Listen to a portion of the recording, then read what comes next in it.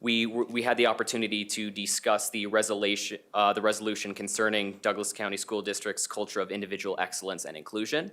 Overall, there was general agreement on most of the points presented. The group in general liked the emphasis placed on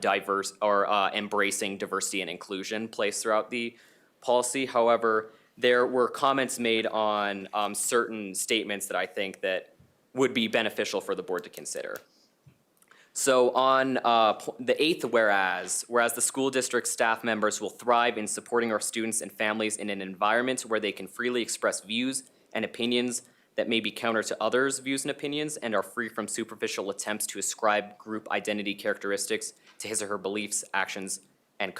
experiences. Our group found that it would be this is a point that is extremely important to our group because we have found that certain people have felt like they were not being heard or communicated effectively in a group discussion. And it's very important to us that everybody is able to engage in a respectful exchange of ideas. And that's something that we think is very important to the learning environment in our classrooms and something that should be emphasized in that point.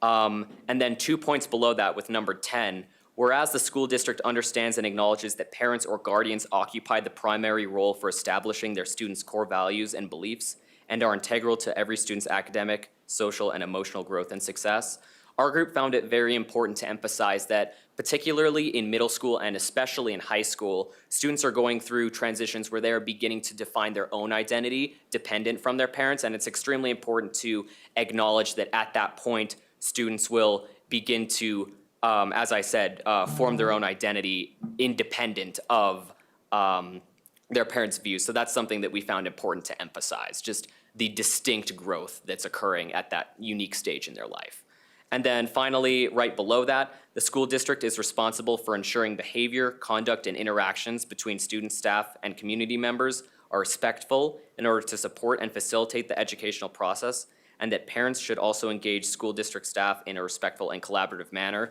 We also just wanted to place a great emphasis on this because I know, at least speaking to my teachers and other people also communicated that this has been a really rough year for teachers, especially with community interaction, just because of the numerous tensions and issues that have glared up. So we find it extremely important to ensure that people are able to communicate throughout the district at all levels with civility and communicate kindly in order to try to avoid tension and different issues that could result. So other than that, that is most of what we had to say regarding this resolution, as well as the update with our current situation with the subgroups.